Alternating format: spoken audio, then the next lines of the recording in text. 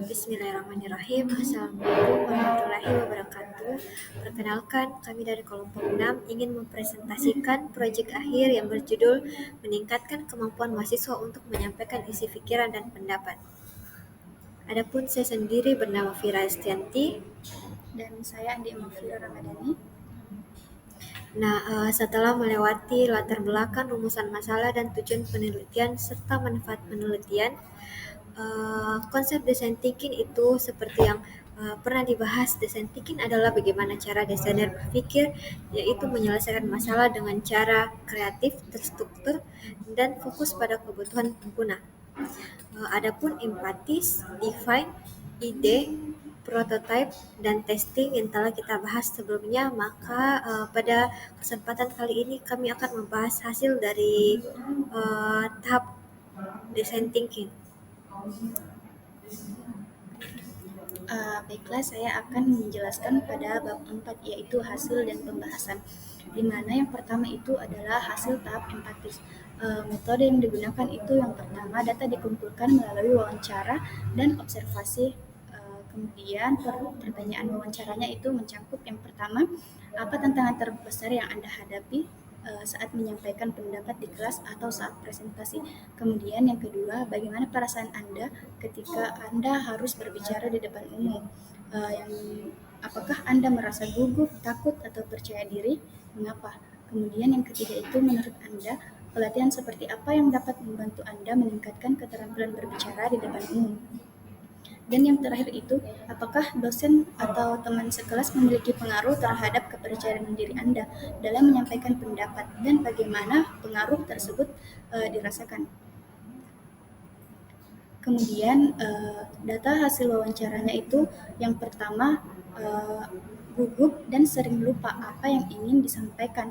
Yang kedua, sangat gugup karena kurang pengalaman dalam berbicara. Yang ketiga, panduan komunikasi sederhana dan simulasi berbicara. Kemudian yang keempat itu, teman yang mendukung sangat berpengaruh positif. Berikut ini merupakan hasil wawancara pada teman-teman kami. Selanjutnya pada tahap define itu pernyataan masalah. Mahasiswa kesulitan berbicara di depan umum karena minimnya pelatihan, dukungan tempat, dan kesempatan berlatih. Fokus sosialnya itu adalah yang pertama itu meningkatkan kepercayaan diri, terus pengembangan keterampilan komunikasi, terus yang ketiga itu penyediaan dukungan lingkungan yang positif, dan terakhir itu program pelatihan berbasis praktik. Selanjutnya itu hasil tahap ide.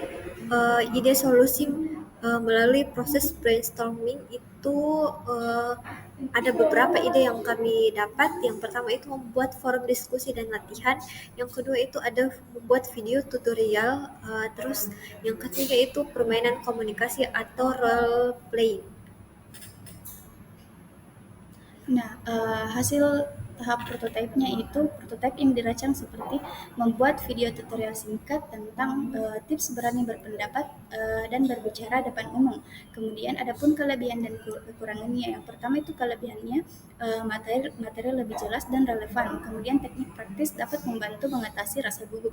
Kemudian adapun kekurangannya itu durasinya terlalu panjang, kualitas audio kurang optimal, contoh praktis perlu ditambah.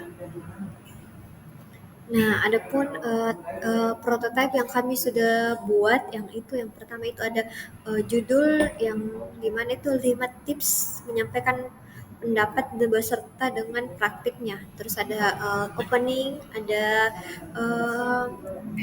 ada pembuka dan disertai subtitle, terus ada 5 tipsnya, dan terakhir disertai latihan.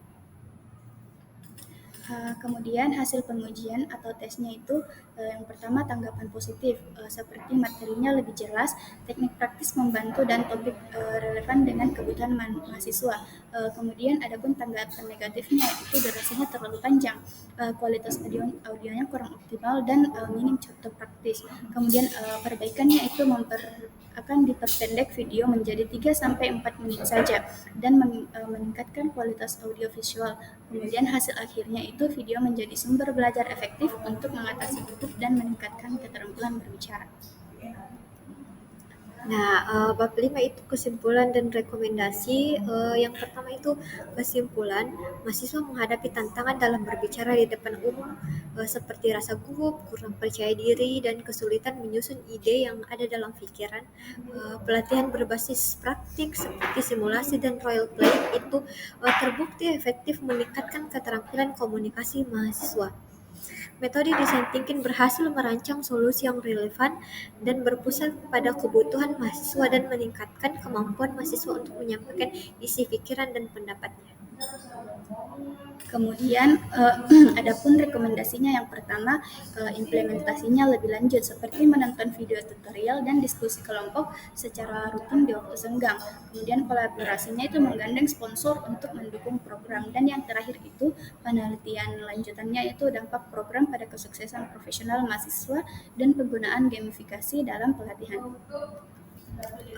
Baiklah, terima kasih atas waktu dan kesempatannya dalam menonton video ini.